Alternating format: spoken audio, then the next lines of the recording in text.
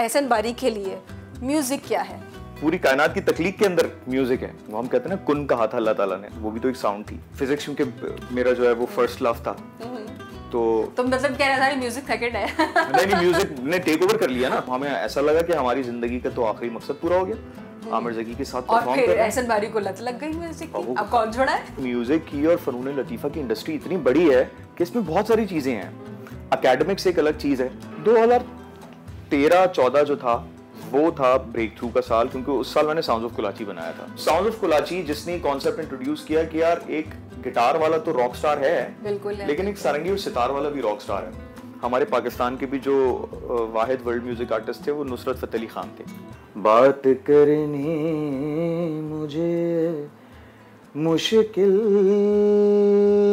कभी ऐसी तो न थी जैसी अब है तेरी महफिल, कभी ऐसी तो न थी।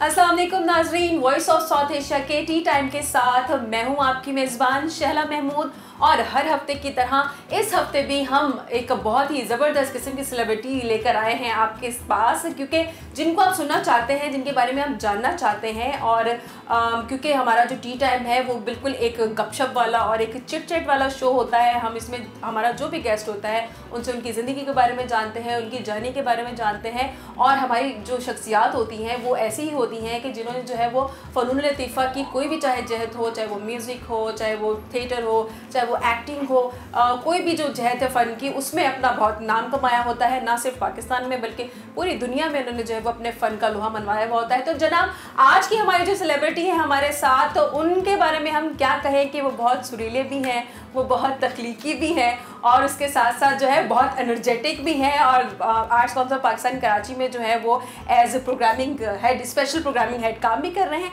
एहसन बारी इस वक्त हमारे साथ मौजूद हैं। कैसे हैं आप? बिल्कुल जबरदस्त। मैंने सही कहा, सुरीले भी हैं, कंपोजर भी कंपोज भी करते हैं म्यूजिक। सुरीलों को फॉलो करने की कोशिश कर रहे हैं, लगे हुए हैं। नहीं, लेकिन साउंड्स ऑफ कराची का मैं सुनती रहती हूँ, तो अक्सर जो कंपोजिंग होती है वो आप ही की होती है। तो ये बताएं कि एहसन बारी के लिए म्यूजिक क्या है? म्यूजिक, मुझे तो लगता है कि म्यूजिक हमारी कोर ऑफ एग्जिस्टेंस में है। जब हम पैदा होते हैं सबसे पहले दिल ही धड़कता है, जो कि पुक पुक पुक पुक पुक पुक। उसको भी आप म्यूजिक से रिलेट कर रहे हैं? हमारी पैदाइश के अंदर, पूरी कायनात की तख्लीक के अंदर म्यूजिक है। और म्यूजिक मेरे लिए तो बिल्कुल ऐसे है जैसे it's a way of life for me, ठीक है ना। हम उसको जिंदगी की तरह गुजार रहे होते हैं, और वो काम जरिया मौज भी बन गए। अल्लाह ताला का शुक्र है कि वही तो जाहिर सी बात है, वो कहते हैं ना कि आप जो काम आप बहुत शौक से कर रहे होते हैं वो आपको काम नहीं लगता। फिर बिल्कुल वो आपका शौक होता है, तो काम तो खैर, अर्निंग तो ऑब्वियसली उससे कुछ ना कुछ हो ही रही होती है। तो किस एज में थे आप जब आपने ये तय किया कि नहीं, मुझे इसी फील्ड के अंदर कुछ नाम बनाना है? आई थिंक कि मैं म्यूजिक बहुत बचपन से शुरू कर दिया था। मैं प्रोडिजी था एक तरह से, बहुत छोटा था तो मैं गाता था। छोटे में कितने साल के? मैं शायद 5 से 6 साल का था। 5 से 6 साल का था। तो स्कूल में टैबलेट्स वगैरह करते थे क्या? वो नहीं करता था, मैं इंट्रोवर्ट था, डरता था, बहुत डरता था। लेकिन मैं एक इंट्रोवर्ट बंदा जो अब स्टेज पर जब आता है, लाइक ये फिर कैसे चेंज किया? लेकिन इंट्रोवर्ट तो बहुत ज्यादा वो होते हैं ना, बहुत सॉलिड इंट्रोवर्ट था। मैं शर्माता था और मेरी मम्मा कोशिश करती थी, मुझे खड़ा कर देती थी लोगों के सामने गाने, तो मेरी आवाज कांपती थी, लेकिन मैं कर देता था। फिर वो उन्होंने पुश करना शुरू किया और मैंने जो है वो कज़न के कीबोर्ड पे खुद ही, मैं शायद 5th क्लास में था, तो मैंने खुद ही गाने निकालने शुरू कर दिए थे उसके ऊपर, विदाउट लर्निंग एनीथिंग। उसके बाद जब पापा ने ये देखा तो उन्होंने मुझे कहा ठीक है। वो 8th क्लास के अंदर उन्होंने जो है मुझे दोबारा दे दिया, कीबोर्ड लेकर दे दिया, एक प्रोफेशनल कीबोर्ड, और उस पर मैंने खुद ही बजाना शुरू किया। आहिस्ता आहिस्ता जब थोड़ा सा आगे बढ़े, कुछ 1-2 लड़के और मिल गए, अट्रैक्शन होती है, आपको मिल जाते हैं लोग, गैदरिंग में बैठ के फिर म्यूजिक वो आपको मिल गए, कुछ दोस्त मिल गए, उनके साथ हमने शुरू किया। लेकिन आई थिंक 2000 से 2001 से जो है वो मैं स्टेज पे भी हूँ, प्रॉपर स्टेज पे हूँ। अंडरग्राउंड गिग्स होते थे उस वक्त कराची में, अंडरग्राउंड सीन बहुत था, बैंड्स होते थे, हम उनके लिए ओपन करते थे, ओपन माइक जिस तरह से सेशंस वगैरह होते हैं वो करते थे। और उस वक्त मेरी इंट्रोवर्ट नेचर थी थोड़ी कम होनी शुरू हुई। और जब मैं नेपा गया 2005 में, उस वक्त मैंने डिसाइड कर लिया था, मैं फिजिक्स पढ़ रहा था कराची यूनिवर्सिटी में, तो फिजिक्स क्योंकि मेरा जो है वो फर्स्ट लव था, तो मतलब कह रहा था म्यूजिक सेकंड है। नहीं म्यूजिक ने टेक ओवर कर लिया ना। ओके वो था। हाय बेवफाई कर दी आपने फिजिक्स। वो वापस आया अभी 1 साल पहले, मैं दोबारा फिजिक्स पढ़ना शुरू किया। वो आया और म्यूजिक हैज टेकन ओवर। उसने ऐसा टेक ओवर किया कि मैंने अपने पापा को बताया, उन्होंने कहा यार ये इस चक्कर में मत पड़ो, ये तुम बजा रहे हो घर में बजाओ, it's not a viable profession. मैं इसी सवाल पर आ रही थी कि लाइक होता है ना कि पेरेंट्स कहते हैं कि ये गाना मतलब एक्टिंग हो, थिएटर हो, कोई भी उसको हम एज अ प्रोफेशन पेरेंट्स नहीं कभी भी, हमारे यहाँ का एक क्या कह लें उसको डिलेमा कह लें कि नहीं इसको जो है वो आपने एज अ शौक तो करो लेकिन काम तुमने कोई और करना है। तो आपके यहाँ भी ऐसा ही हुआ होगा, फिर उसको कैसे डील किया? मैं बहुत मुश्किल हो गया था क्योंकि पापा being eldest son, the only son, तो उनको ये था कि यार नहीं ये नहीं करो तुम, कुछ काम कर लो। हाँ मतलब तुम करो ये जो तुम्हें करना है, तुम बैंड में भी बजाओ, लेकिन बेटा ये तुम्हारा जो फील्ड है और उसमें तुम अच्छा पढ़ रहे हो, इसको मत don't give up on this. मैं कुछ किसी काम का ही नहीं रहा था जब मैं 2005 में नेपा आया हूँ। उसके बाद तो आमिर ज़की जिनको जिंदगी भर देखते थे वो पढ़ा रहे थे वहाँ, वो पढ़ा रहे थे आपको तो लगे ना ड्रीम कम ट्रू वाली बात। हमने सोचा नहीं था कि कभी इसको देखेंगे, आज इनके साथ ये उस्ताद बन गए हमारे, फिर उनके साथ हमने लाइव भी बजाना शुरू कर दिया। वो तो हमें ऐसा लगा कि हमारी जिंदगी का तो आखिरी मकसद पूरा हो गया, आमिर ज़की के साथ परफॉर्म और फिर एहसन बारी को लत लग गई म्यूजिक की। अब कौन छोड़ा है? खतरनाक लत लग गई। अच्छा फिर लाइफ चेंजिंग और बड़ा एक्सपीरियंस उस्ताद नफीस अहमद खान साहब थे, उन्होंने अपसाइड डाउन कर दी पूरी दुनिया मेरी, ठीक है ना, एक्नॉलेज करता हूँ मैं उनको बहुत ज्यादा। अरशद महमूद साहब कैसे? I mean, उन्होंने ये बताया कि, और फिर ये हजरत अदनान अफाक साहब, ये 2-3 लोग ऐसे हैं जिन्होंने मुझे ये बताया कि यार म्यूजिक तो तहकीक वाला एक पूरा एक सब्जेक्ट है, इसके अंदर तो पढ़ने को इतना कुछ है। तो मेरा ज्यादातर टाइम यूनिवर्सिटी में गुजर रहा था, तो मेरी फाइनल आर्ग्यूमेंट अपने वालिद साहब के साथ हुई थी और वो कह रहे थे, मैंने उनको कहा पापा आपको पता है, मैंने उनको किताबें दिखाई अपनी, मैंने उनको सारा कुछ दिखाया, मैंने कहा आपको पता है पापा इसमें दुनिया में लोग PhD करते हैं, इसमें लोग डॉक्टर हैं। अच्छा हमारे यहाँ तो ये कॉन्सेप्ट ही नहीं है। हमारे यहाँ तो ये होता है कि जी बस जो अच्छा गाता है तो वो सिंगर बन गया और फिर बाय लक आप फेमस हो गए, तो बस मतलब वो थ्योरी टाइप कुछ नहीं होता, तो ऐसा नहीं होता। मैं ये बात बताना चाहता हूँ लोगों को कि वो एक साइड है, मेन स्ट्रीम म्यूजिक एक साइड है, लेकिन म्यूजिक की और फनून लतीफा की इंडस्ट्री इतनी बड़ी है कि इसमें बहुत सारी चीजें हैं। एकेडमिक्स एक अलग चीज है जिसमें तहकीक होती है, लोग म्यूजिक को एज अ सब्जेक्ट पढ़ते हैं, बिल्कुल उसी तरह जिस तरह लोग फिजिक्स और केमिस्ट्री को पढ़ते हैं, जैसे नॉर्मल पढ़ाई होती है। बिल्कुल नॉर्मल पढ़ाई होती है। वो जब पापा को दिखाया, उन्होंने कहा यार ये है अमेजिंग, लेकिन पैसे कैसे बनाओगे, लड़की कौन देगा तुम्हें, शादी कौन करेगा तुमसे, शादी कैसे होगी, घर कैसे बसेगा, घर की गाड़ी कैसे चलेगी। ठीक है, मैं किसको जाके क्या बताऊंगा, लड़का क्या करता है, गाने गाता है, ठीक है, तो बेटा ये नहीं करो। आई वाज लाइक पापा ये तो करूंगा। और मेरे दिमाग पे जुनून ये सवार था कि मुझे पाकिस्तान में जब मैं देखता था तो मुझे 1-2 लोगों के अलावा मुझे 5 लोग नहीं मिले ऐसे जो म्यूजिकली लिटरेट पढ़ के जो लोग आए, पढ़ के। आमिर ज़की एक वाहिद आदमी थे, अरशद महमूद साहब हमें मिलते हैं जिनको म्यूजिक के सब्जेक्ट पे कमांड है, अफाक अदनान साहब इस वक्त पाकिस्तान में वाहिद आदमी हैं, वेरी बेहतरीन guitarist, only person in the world. Guitarist के अलावा उनका म्यूजिक के सब्जेक्ट पे इतना कमांड है कि अल्लामा हैं वो अपनी इस दुनिया के। तो he is the only guy. Mekaal Hasan एक आदमी है, लाहौर में होते हैं, बड़े प्रोड्यूसर हैं, he is also one of the very few people. तो बहुत कम लोग हैं जो म्यूजिकली लिटरेट हैं, जो म्यूजिक को ऐसा सब्जेक्ट पढ़ा हुआ है। ये मुझ पर जुनून सवार था कि यार इसको डिसाइफर करना है, क्योंकि पाकिस्तान में है ही नहीं और कितनी सारी अपॉर्चुनिटीज होंगी जो, और देखें वो आज सब काम आ रहा है किसी ना किसी हवाले से। जब मैं नापा आया तो क्लासिकल म्यूजिक सीखना शुरू किया, वेस्टर्न क्लासिकल पढ़ना शुरू किया। जब बाय द टाइम नापा खत्म हुआ तो मेरा जो पिछला म्यूजिक का स्टाइल था वो चेंज हो चुका था। अगले 3-4 साल जो थे वो बहुत टफ थे मेरे लिए, क्योंकि मुझसे ना मैं रॉक म्यूजिक और पॉप म्यूजिक कर पा रहा था, ना मैं ये क्लासिकल म्यूजिक को शामिल कर पा रहा था। मैं स्टेज पे और एक बहुत कंफ्यूज्ड इंसान के तौर पे सामने आता था। ना used to be very still, very conscious, very still, कोई वो नहीं है, लचक नहीं है कोई। Took me a while. मैं if I will be honest, तो उसके बाद मैं फिर स्टूडियोज में लोगों के साथ काम करता रहा, बड़े प्रोजेक्ट्स किए, बड़े पाकिस्तान के सारे सिंगर्स के साथ काम किया बिहाइंड द सीन्स। 2013-14 जो था वो था ब्रेक थ्रू का साल, क्योंकि उस साल मैंने साउंड्स ऑफ कोलाची बनाया था। यस, अब मैं इसी तरफ ही आ रही थी, आपके साउंड्स ऑफ कोलाची की तरफ, और हम मजीद बात आगे भी जारी रखते हैं क्योंकि यहाँ वक्त हो जाता है हमारे एक छोटे से ब्रेक का, और ब्रेक के बाद हम दोबारा वापस आते हैं और साउंड ऑफ कोलाची इस वक्त बन चुका है, वहीं से दोबारा शुरुआत करते हैं। तो देखते रहिए voice of south Asia.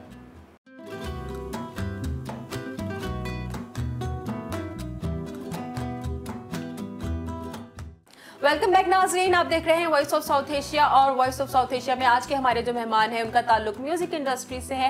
Ehsan बारी हमारे साथ इस वक्त मौजूद हैं, और ब्रेक पर जाने से पहले एहसन बारी का जो बैंड था साउंड्स ऑफ कोलाची वो बन चुका है। हम जर्नी जब शेयर कर रहे थे तो साउंड्स ऑफ कोलाची नाम ही एक थोड़ा सा डिफरेंट है, क्योंकि उस वक्त नया नया जब आया था तो हम भी सुनते थे कि साउंड्स ऑफ कोलाची कोई नया बैंड आया, तो ये नाम क्या सोच के रखा?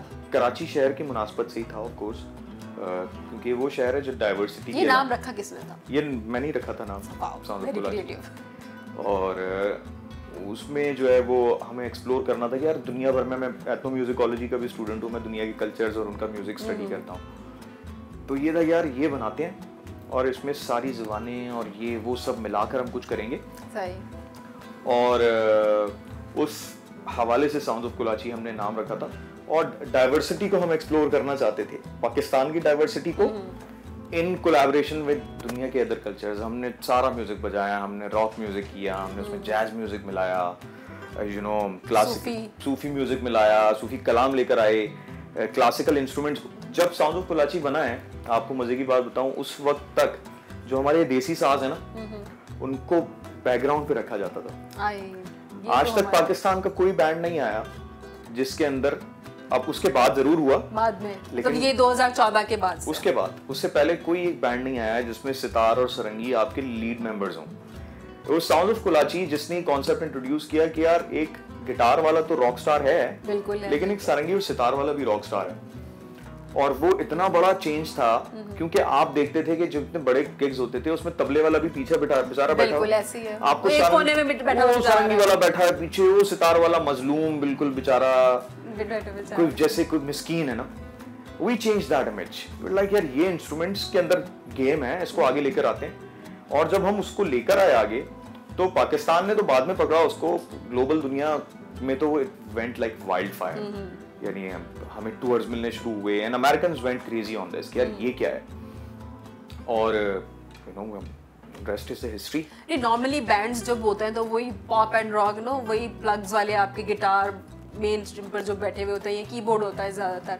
तो ये हमारे जो देसी कह लें हम, देसी इंस्ट्रूमेंट्स हैं ना हमारे, ये तो इन चीज़ों को जब लेकर आप आगे आ रहे थे, तो कौन सा ऐसा गाना था जो बहुत ज़्यादा हिट हुआ इसमें? आप जो हमारा पहला गाना था अल्लाह ही देगा, वो हाउस होल्ड बन गया, ठीक है। बहुत सारे लोगों को पता भी नहीं था कि ये हमारा गाना है, और वो लोगों ने कवर करना शुरू कर दिया, वो जाना शुरू हो गया। अब उसके दुनिया भर में कवर्स हुए हैं, उसको इंडिया में, इधर उधर अमेरिका में, दुनिया भर में लोगों ने उसको कवर किया है, and that became our identity. अभी स्टिल 8 साल में हो गए हैं, वो गाना जो है हमारी एक तरह से आइडेंटिटी है। एंड देन कोक स्टूडियो में लल्ला हमने किया था, वो गाना फिर उसने हमें और नेक्स्ट लेवल का बूस्ट दिया। अभी हम लोग रिसेंट म्यूजिक की हम अगर बात करें तो ऐसा ना आप क्या देखते हैं कि हमारा जो पाकिस्तान का म्यूजिक अभी जो बन रहा है और लोग बना रहे हैं, कहाँ देखते हैं हमारे पाकिस्तान के म्यूजिक? बहुत आगे चले गए हम तो, यू नो। अब खास तौर पे जो जुल्फी कर रहे हैं इस वक्त, वो एक रिमार्केबल काम कर गए हैं। बिल्कुल, पसूरी देखे, पूरा बहुत बड़ा काम कर गए वो, उसमें वो गया है पूरी दुनिया में एक डिफरेंट। ऑफ कोर्स, और अभी शुरू हुआ है ये सारा सफर। जुल्फी ने जो है वो even starting point for him, वो बहुत अच्छे तरीके से देख रहे हैं इसको, और हम दोनों बहुत ब्रेनस्टॉर्म करते हैं, मैं और जुल्फी बहुत ब्रेनस्टॉर्म करते हैं, चीज़ों के ऊपर बहुत बात करते हैं। I learn a lot from him as well. वो Rohail Hyatt is also one name जिन्होंने पाकिस्तान के म्यूजिक को एक खास जगह पे ले जाके खड़ा किया। कोक स्टूडियो के बिल्कुल, of course, one of the biggest names in Pakistan, most respectable. और फिर अब जुल्फी जो कर रहे हैं, और वो जिस तरह के टैलेंट अब आ रहा है, you no, this is producer Abdullah Siddiqui, young लड़का है, this is producer Talal Qureshi, जो इलेक्ट्रॉनिक म्यूजिक बना रहे हैं इस वक्त, ये छाए हुए हैं और ये इंटरनेशनल दुनिया के अंदर जाने लगे हैं। पाकिस्तान के भी गाने मिस मावल ने उठाए, ऑफ कोर्स शर्मीन प्रोड्यूस कर रही थी, वो एक हमें बड़ा एज मिला। मुझे ऐसा नजर आता है अगला 5 साल जो है, अगर हमें ऐसे ही चलती रही हमारी, ऐसे चलता रहा। हमें स्टेट की थोड़ी सी जो ना मदद की जरूरत है, थोड़ी सी, ये काम नहीं हो सकता। यहाँ आकर थोड़ा सा आर्टिस्टों का जो दिल होता है वो कि कोई कुछ करना चाहता है, और टैलेंट, ऐसी बात नहीं कि हमारे टैलेंट नहीं है, हमारे टैलेंट भरा पड़ा है, लेकिन वेज आउट नहीं पता होते लोगों को और रास्ते नहीं पता होते। फिर अगर रास्ते पता भी चल जाए तो ये वाली जो हमारी इंडस्ट्री है, ये थोड़ी सी इसकी क्या कहम तालीम थोड़ी महंगी भी, मतलब एक नॉर्मल जो एक मिडिल क्लास बंदा है या जो मिडिल क्लास से लोअर है लेकिन उसमें टैलेंट है, वो नहीं कर पाता। तो ऐसे लोगों के लिए आप क्या कहेंगे कि वो मतलब किस तरह से खुद को वो करें? आई थिंक, मैं समझता हूँ when there is a will there is a way, एक आपको रास्ता मिल जाता है जब आपकी लगन सच्ची होती है। कहीं ना कहीं से बंदा रास्ता बना ही लेता है, ठीक है ना। मैं एक एग्जांपल देता हूँ, अभी आजकल एक बड़े मशहूर आर्टिस्ट हैं, मेरे बहुत अच्छे दोस्त हैं, मोहसिन अब्बास इधर गाते भी हैं। मोहसिन जब नेपा आया था, Mohsin had nothing, zero, Faisalabad से जब ये आया था, और YMCA में एक छोटे से कमरे में रह रहा था, फिर कहीं इधर उधर घूम रहा था। कभी कभार ऐसी भी रातें आई हैं मोहसिन पे कि उसके पास रहने के लिए जगह नहीं होती थी, ठीक है। तो वो उसके घर में, अली सफीना एक दोस्त है हमारा, उसके घर में रहता था, हम सब साथ थे। मैं उस वक्त पढ़ाने लग गया था, ये स्टूडेंट थे और हम दोस्त भी थे बहुत अच्छे, बट उसने रुका नहीं। देखिए आज वो सुपरस्टार है, राउंड भी, तो he's made it। इस तरह की कई एग्जांपल्स हैं आपके पास। Ali Safina is also one of them, work so hard. और बहुत सारे लोग हैं जिनको मैं जानता हूँ, ठीक है ना, जो अली अजमत, उनका भी बिल्कुल इसी तरह का है, you know, had nothing when he came to Karachi, छोटे से घरों में, खाने के पैसे नहीं, but you know when there is a will there is a way, आपको लोग, वो तो फिर आप लगन सच्ची हो, कहते हैं ना, नियत साफ मंजिल आसान, तो मिल जाते हैं, आपको लोग मिल जाते हैं। और आपको सिर्फ ये है कि आपको ईमान पक्का रखना होता है और ईमान मजबूत डटे रहना होता है कि यार होगा, हो जाएगा। लेकिन आप जिस तरह की आजकल का हमारा सिनेरियो है, इतनी महंगाई हो गई है ऐसन, इतना मतलब जाहिर सी बात है, एक अगर यंग लड़का है, जैसा आपने कहा, आप ओनली चाइल्ड, मतलब घर का बेटा, उसको घर भी देखना है, उसको सारी चीज़ें देखनी है, तो उसके अंदर फिर जाहिर सी बात है प्रॉब्लम्स तो होती होंगी ना। फिर कई लोग ऐसे भी होते होंगे मेरे ख्याल में कि वो अपने शौक को दबा देते होंगे कि अच्छा भाई देखेंगे, कभी हुआ तो करेंगे। मतलब मैं ऐसे बहुत सारे लोगों को मैं जानती हूँ, ऐसे लोगों को कि मैं उनको पुश कर रही होती हूँ कि नहीं यार इसमें तुम कुछ करो, तो उनका आगे से यही होता है कि हाँ अगर इसमें कुछ कर लिया भाई, इसमें पैसा नहीं है तो ये कैसे होगा? देखिए म्यूजिक में मैं एक बात मानता हूँ, पैसा देर में आना शुरू होता है, ठीक है। पहले बहुत जतन और बहुत खप लगती है इसको करने में, बहुत कष्ट उठाने पड़ते हैं आपको, तब आपको जो ना जाके तपस्या करनी पड़ती है, बहुत तपस्या है भाई, बहुत तपस्या, तब जाके आपको फिर जो इसका कुछ रिजल्ट मिलना चाहिए। अच्छा, आप भी सुबह सुबह उठ के रियाज करते हैं? मैं अभी भी करता हूँ रियाज, फर्स्ट थिंग आई डू। मेरे ख्याल में जो म्यूजिशियन जितने भी हैं, अच्छे म्यूजिशियंस हैं, वो मेरे भी कुछ हैं अच्छे दोस्त, तो वो यही बताते हैं कि ये आसान नहीं होता है। मतलब आप सुबह सुबह अर्ली मॉर्निंग उठ के प्रॉपर एक रियाज चल रही होती है, तो आप भी ऐसे ही करते हैं? बिल्कुल करता हूँ, और मतलब रिसर्च के अंदर मेरा इतना टाइम जाता है, most of my time goes into research, पढ़ने में जाता है, ठीक है ना, कि क्या हो रहा है। और अब तो टेक्नोलॉजी के आने के बाद ना परफॉर्मिंग आर्ट्स चेंज हो गया है, बिल्कुल टोटली चेंज हो गया है। तो हम उस तहकीक में लगे हुए हैं आजकल कि यार ओके क्या चेंजेस आएंगे, नए एक्सपेरिमेंट्स भी करते होंगे। एब्सोल्युटली, क्या हो रहा है, क्या नई साउंड आ रही है, क्या हो रहा है, अरे अच्छा ए आर रहमान ने फलाने गाने में फलानी चीज यूज की है, मंगवाओ जरा देखो क्या है, उसने ये कर दिया, अच्छा यार ये किया। तो ये पूरी रिसर्च चल रही होती है, पढ़ रहे होते हैं कि यार अच्छा ठीक है यार फलानी थ्योरी आ गई है नई दुनिया में, इसको तो देखो जरा, इसको इम्प्लीमेंट करते हैं। तो ये रोजाना नई चीजें आ रही हैं, और दुनिया में इतनी बड़ी दुनिया है, रोजाना किसी कोने से उठ के अब तो ग्लोबल विलेज हो गया, हर जगह का म्यूजिक अलग है, मतलब हर उसमें, हर आप खित्ते का कह लें, हर शहर का, इवन अपने हम पाकिस्तान में भी बात करें, पंजाबी भंगड़ा अलग होता है, बलोची का लेवा अलग होता है, पठानों का खटक अलग होता है। तो अगर इन सबको अगर आप साथ लेके चल रहे होते हैं तो वो जॉनरा क्या कहलाता है म्यूजिक में? उसको हम वर्ल्ड म्यूजिक कहते हैं। ओके, वर्ल्ड म्यूजिक जो है, वर्ल्ड म्यूजिक जो है बहुत बड़ा जॉनरा है, जिसमें बल्कि हमारे पाकिस्तान के भी जो वाहिद वर्ल्ड म्यूजिक आर्टिस्ट थे वो नुसरत फतेह अली खान थे। नुसरत साहब, नुसरत फतेह अली खान जो थे, वो उनको बाहर भी लोगों ने बड़ा पूजा, उनको तो चाइनीज देवता मानते हैं ना अपना। वो वर्ल्ड म्यूजिक के आर्टिस्ट थे, क्योंकि वो अगर आप उनका म्यूजिक सुने तो वो सिर्फ कव्वाली नहीं करते थे, बिल्कुल, मैं अक्सर मेरी गाड़ी में बजता चीजें उठाते थे, कोई अफ्रीकी धुन से उठाकर कुछ मिलाएंगे, वो इस तरह के वो एक्सपेरिमेंटल आदमी थे बुनियादी तौर पे, जब भी वो इतना आगे निकले। तो इसको वर्ल्ड म्यूजिक कहते हैं दुनिया भर में, जिसमें कोई एक जबान नहीं होती, अपने आप में एक जबान है। कोई अफ्रीकन जो है जैसे एक सिंगर हैं दाफर यूसुफ, वो अरबिक और टूनिसियन सारा गाते हैं, लेकिन उनके जो मुर्शिद हैं वो नुसरत फतेह अली खान साहब हैं। वो अपनी आवाज़ के अंदर उनको तलाश करते हैं। तो आई मीन ये कितनी अमेजिंग बात है कि ना उसकी ज़बान है वो, ना उसका कल्चर है वो ये वर्ल्ड म्यूजिक। कख उनको पंजाबी समझ आती होगी। खैर, बात हो रही है म्यूजिक की और मजीद भी बात होती रहेगी। यहाँ वक्त हुआ चाहता है एक छोटे से ब्रेक का। आपने कहीं नहीं जाना, देखते रहिए वॉइस ऑफ साउथ एशिया।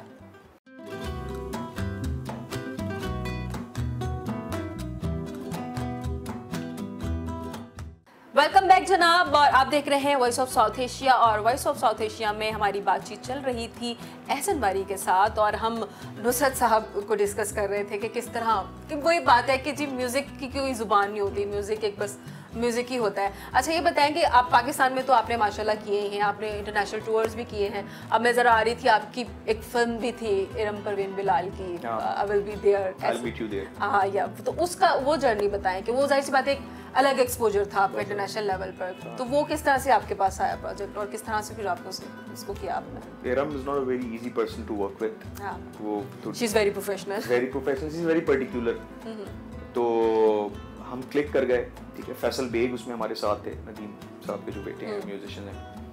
तो फैसल बेग ने और मैंने मिलकर स्कोर किया था। उसकी जितनी उसमें कुछ इलेक्ट्रॉनिक चीज़ें भी थी, वो वाली साइड सारी फैसल देख रहा था, और जितनी इमोशनल चीज़ें थी वो मुझे देखनी थी, ऑर्केस्ट्रल। मेरे लिए चैलेंजिंग भी था क्योंकि इरम बहुत पर्टिकुलर थी उस चीज़ के बारे में जो उनको चाहिए था, और उनका जो पॉइंट ऑफ व्यू था, वो है तो पाकिस्तानी लेकिन वो अमेरिकन भी हैं, तो वो डबल नहीं, बिल्कुल देसी प्लस विलायती वाला जॉब। एब्सोल्युटली। तो वो बड़ी औखी किस्म की उनकी सोच है। मुझे बड़ा मजा आया, लेकिन चैलेंजिंग उसमें भी काम करने का अलग एक्सपीरियंस होता है ना आपका। उसका एक अपना मजा है। तो मैंने बहुत एंजॉय किया उनके साथ काम करना, इट वाज वंडरफुल। तो उसका कोई म्यूजिक, कोई धुन अगर आप सुनाना चाहें जो ऐसी कोई? उसमें कुछ इस तरह की चीज थी नहीं, उसमें सारी स्कोर से रिलेटेड चीजें थी। उसमें एक तो गाने जरूर थे, जो कवाली थी वो था, लेकिन इस तरह का कोई पीस नहीं था कि वो मैं गुनगुना के सुना सकूं। आई वुड सजेस्ट कि फिल्म आप देखेंगे तो आपको उसमें बड़ा एब्स्ट्रैक्ट था उसका म्यूजिक भी। मैंने ट्रेलर देखा है, फिल्म नहीं देखी, मैं देखूंगी अब। बड़ा एब्स्ट्रैक्ट था उसका, और उसको देखना पड़ेगा आप। अच्छा, कोई ऐसा गाना जो एहसन जो है वो अक्सर गुनगुनाते रहता है, लाइक होता है ना आपकी कोई बहुत ही फेवरेट चीज होती है जो आपने बहुत बहुत दिल जान लगा के बनाई भी होती है, और अक्सर आप गाते भी होंगे, तो वो सुनाए फिर। मुझे जो है वो अपनी गाई हुई चीजें तो बस गा के बंदा भूल ही जाता है मुझे। आप भी मेरे जैसे अपना लिखा हुआ खुद भूल जाती हूँ मैं। लेकिन मैं एक धुन ऐसी है जो मेहदी हसन साहब की है, वो मैं बार बार मुझे इतनी रेलेवेंट लगती है वो, और वो बस मैं बार बार गाता रहता हूँ हर दूसरे दिन। वो है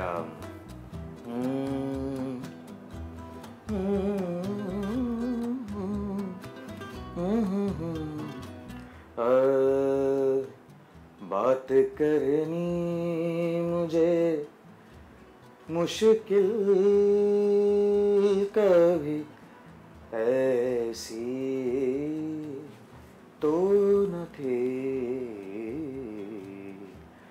बात करनी मुझे मुश्किल कभी ऐसी तो न थे, जैसी अब है तेरी महफिल कभी ऐसी तो न थे, ले गया छीन के कौन आज तेरा सब्र करार, बेकरारी तुझे ऐ दिल कभी ऐसी तो न थे, बात करनी मुझे। क्या बात है भाई, वाह।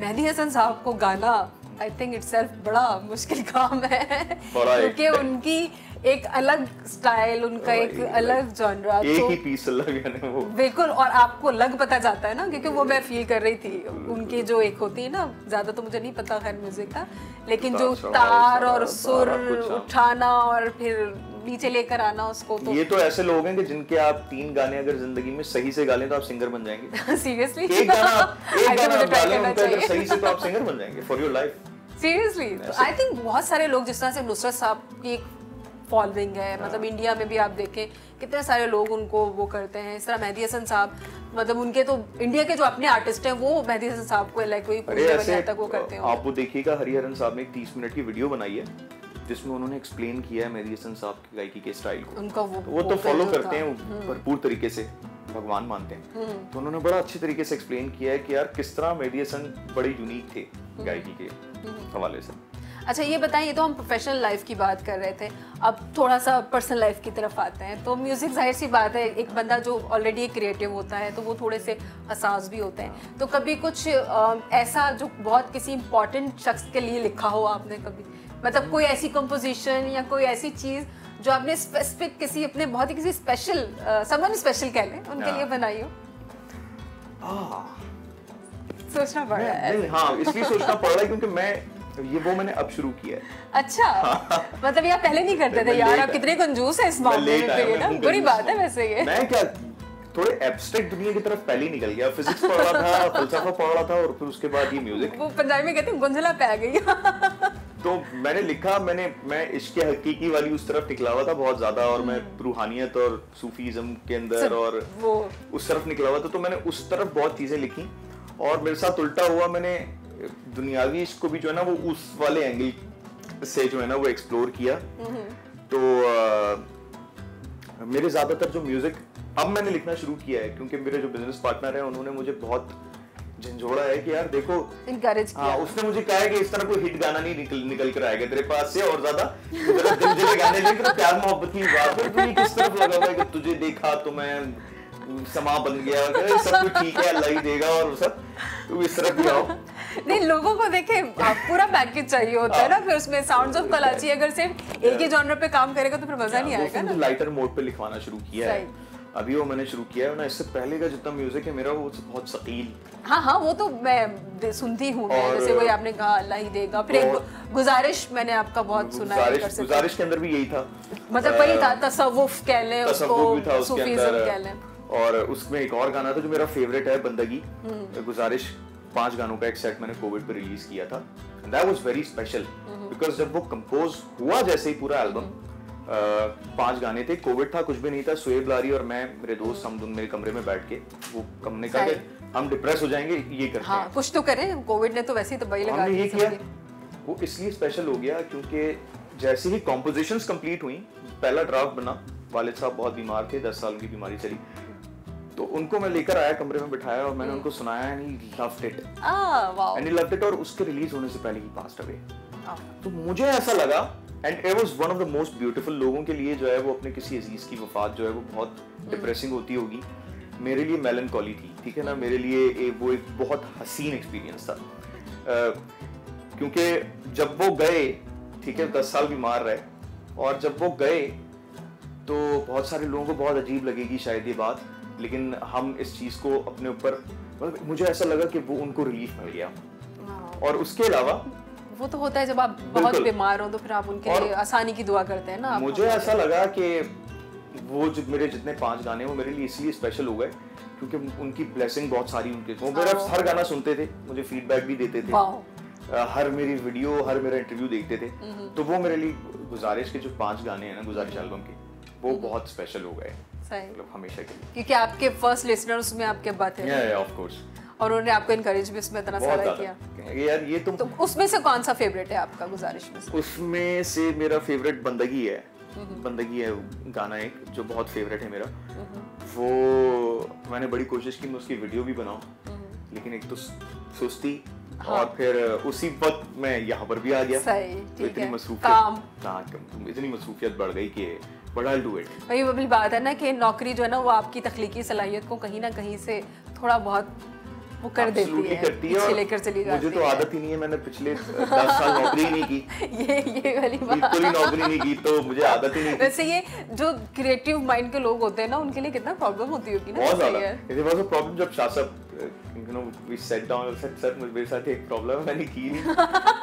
तो उन्होंने कहा यार, जैसे कि आपने कहा कि आपने नौकरी की नहीं कभी, तो वो फिर आप कितने अरसे से हैं यहाँ पर अभी? अब अक्टूबर में मुझे 2 साल हो जाएंगे, इस अक्टूबर में। तो उन 2 सालों में एक्सपीरियंस कैसा रहा? मुझे ऐसा लगता है कि एक बहुत बड़ा मिसिंग एलिमेंट था मेरी लाइफ में। I am so thankful to Shah साहब कि उन्होंने मुझे ये कहा था कि यार देखो, कुछ चीज़ें हैं जो तुम्हारे लिए हैं, वो तुम्हें यहाँ पर काम करके मिल जाएंगी, ठीक है? उसमें पैसा शामिल नहीं है, उसमें फेम भी शामिल नहीं है, वो कुछ और है। मैं कह रहा हूँ शाह साहब बड़ी स्पिरिचुअल रूहानी बातें करते थे, वो रूहानी आई थिंक उन्होंने आपकी पर्सनैलिटी देख के जज कर लिया होगा इसमें क्या क्या रहता है। और बिल्कुल 100% स्कैन कर लेते हैं।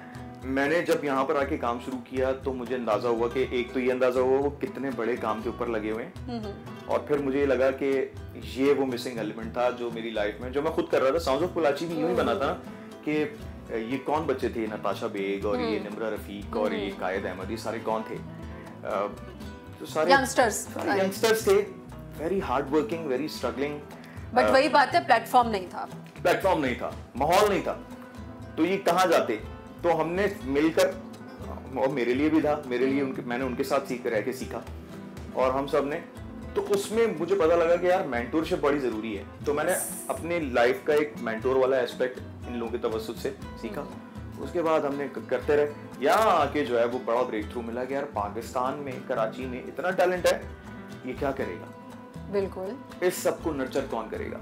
सिर्फ स्किल सेट नहीं सिखा सकते, अब हमें साथ साथ उनको ये भी बताना है कि इसको एक वायबल प्रोफेशन कैसे बनाना है। यस, यही पूछना चाह रही थी। ये इस पे फोकस है यहाँ आप, क्योंकि हमें फायदा ये, हमारे पास तो हॉल्स हैं, हमारे पास तो सब कुछ है, हम अपने बच्चों को स्टेज पे खड़ा करते हैं फौरन ले आके। सही, हम उनके अंदर से डर खौफ निकालते हैं। ये सबसे बड़ी चीज होती है, क्योंकि देखें गाना मतलब अपनी जात में हर कोई कहीं ना कहीं बाथरूम सिंगर तो होता ही है, इंक्लूडिंग मी। कि आप जो है ना वो आराम से बैठ के कोने में या अपने वॉशरूम में आप आराम से गा रहे होते हैं, लेकिन जब आप एक बड़े प्लेटफॉर्म पर जब आप खड़े हुए होते हैं तो अच्छे के जो है वो मैंने टांग भी मैंने देखी है। अभी जाना शुरू हो गए, देखें अभी नेशनल एंथम जो हुआ है पाकिस्तान का री-रिकॉर्ड, हाँ बिल्कुल, उसमें जो हमने उसमें 50% से ज्यादा हमारे बच्चे हैं। आर्ट्स काउंसिल की एकेडमी के। वाओ, जबरदस्त, ये तो हमें पता ही नहीं था। बिल्कुल, उसमें 50% से ज्यादा हमारे बच्चे हैं। 150 के करीब उसमें सिंगर्स थे, है ना, जिन्होंने गाया। और जो कोयर था उसका, ठीक है ना, उसमें तकरीबन 60, 70, 50 बच्चा है,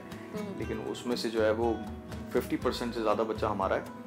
और उसके अलावा सोलो सिंगर्स निकल कर आ रहे हैं जो स्टूडियोज में काम करना शुरू हो गए हैं ऑलरेडी, जाके लाइव परफॉर्म कर रहे हैं। जैम रोज एक यहाँ के लड़कों का बैंड है, बहुत जबरदस्त बैंड है, वो बहुत अच्छा कर रहे हैं, उनको और ग्रूम कर रहे हैं हम कि किस तरह वो प्रोफेशनल बन सकते हैं। अभी फर्स्ट ईयर की जितनी लॉट आई है उसमें से 2-3 लोग 4 लोग बहुत अच्छे निकले हैं। और हम थोड़ा सा कंसर्न है फीमेल इंक्लूसिविटी को लेके। ऑफ कोर्स हम चाहते हैं, पाकिस्तान में आपको सिंगर्स मिलती हैं फीमेल्स, आपको म्यूजिक मेकर्स इतनी ज्यादा नहीं मिलती, म्यूजिशियन, कंपोजर, इवन सिंगर्स भी बहुत कम है सर। मैं अगला सवाल आपसे यही करने वाली थी कि ऐसा क्यों है हमारे यहाँ कि फीमेल सिंगर्स फिंगर टिप्स पे होती हैं। अगर फेमस में बात करें तो, और अगर जो नहीं बहुत अच्छा, ऐसा नहीं कि फीमेल सिंगर्स गाती अच्छा नहीं होंगी, अब जो गाती हैं उनको पता नहीं होता है कि उन्होंने किस तरह से आगे निकलना है, किस तरह से आगे जाना है। तो ये इस वाली ये वाला जो हमारा स्टिग्मा है, इसको हम किस तरह से खत्म कर सकते हैं? कि ये हमारा बहुत डीपली रूटेड मसला है, ठीक है ना। yes. और लड़की ये गाना गाएगी स्टेज पे, लड़के को ही नहीं है तो लड़की का तो बहुत टैबू है ना। बिल्कुल, भी तो स्टिग्मा कह लें, टैबू कह लें, मतलब वही अब जबकि मेरे हिसाब से पहले के हिसाब से सोच चेंज हुई लोगों की थोड़ी सी हो रही है, क्योंकि पैसा एक ऐसी चीज है जहाँ पर लोगों का सारा कुछ सही हो जाता है, सेट हो जाते हैं लोग, ठीक है ना। वैसे ये ऐसा ने बड़ी काम की बात की है। मैंने अभी उस पे लिख दिया, मैंने अभी एक ट्विटर पे मैंने ट्वीट कर दी कि भाई हम हिपोक्रेट्स हैं, हम थोड़ा हिपोक्रेसी पे बिलीव करते हैं। बिल्कुल, तो एक दो लोगों ने ऐसा है, लोगों ने आके जो है ना मुझे बोला भी कि यार नहीं, मैंने कहा देखो तुम लोग वो जो इंडिया को दुश्मन समझ के रात में जो है ना प्रियंका चोपड़ा के गाने देखते हो, ठीक है। वैसे ये तो है, it's a fact. या बिल्कुल ऐसे है in a way कि हम एटलीस्ट परफॉर्मिंग आर्ट्स हमें जोड़ तो कल्चरल, तो फिर वो आपकी बाउंड्रीज हम कहते हैं ना कि फन की कोई सरहद नहीं होती, वो बहुत अच्छी बात है। ये बच्चे जब यहाँ पर आते हैं, कुछ बच्चियां ऐसी आती हैं, लड़कियां जिनकी पूरे हफ्ते में जो 3-4 घंटे वो यहाँ आती हैं, वो उनकी जिंदगी है। वाह। वो एंजॉय करती हैं और उनके लिए सेफ स्पेस है। वो यहाँ आती हैं, उनको कोई जज करता नहीं है, उनको गाना हो, बजाना हो, कुछ भी जैमिंग कर रहे हो बच्चे बैठ के। और पेरेंट्स भी आते हैं फिर बाद में, वो देखते हैं कि हम अपनी हुदूद में रहते हुए, हमें बिल्कुल इस बात का अंदाजा है कि हम इस्लामी जमहूरिया पाकिस्तान के अंदर है, उसमें रहते हुए हम किस तरह से परफॉर्मिंग आर्ट्स को फ्लरिश करवा सकते हैं। बिल्कुल। और ये बहुत ही अच्छी बात की है ऐसा नहीं कि ऐसा प्लेटफॉर्म कराची जैसे इतने बड़े शहर में एक ही है, और हमारी दुआ है कि मज़ीद हो और आपकी अकेडमीज इतनी फ्लरिश करें कि हम जो है वो कराची में ही जगह जगह जो है वो एहसन बारी की म्यूज़िक अकेडमी देख रहे हो, और वहाँ सैकड़ों नहीं, वहाँ हज़ारों बच्चे जो है वो उनसे मुस्तफ़ीद हो रहे हों। बिल्कुल। और इसी बात के साथ जो है वो अब हमारा प्रोग्राम अपने आखिरी मराहिल में दाखिल हो चुका है और यहाँ वक्त हुआ जाता है हमारे बिल्कुल हमसे इजाज़त लेने का। आपका बहुत शुक्रिया एहसन, आपने हमें अपने इतने टफ शेड्यूल में से टाइम दिया है, उसके लिए बहुत थैंक यू एक बार फिर। और जनाब इंशाल्लाह अगले एपिसोड में ऐसे ही हम किसी शोबिस की हमारी बहुत ज़बरदस्त सेलिब्रिटी के साथ आपकी मुलाकात करवाएंगे। तब तक आप अपना बहुत सारा ख्याल रखिएगा और देखते रहिए वॉइस ऑफ साउथ एशिया। यहाँ मुझे दीजिए इजाज़त। अल्लाह।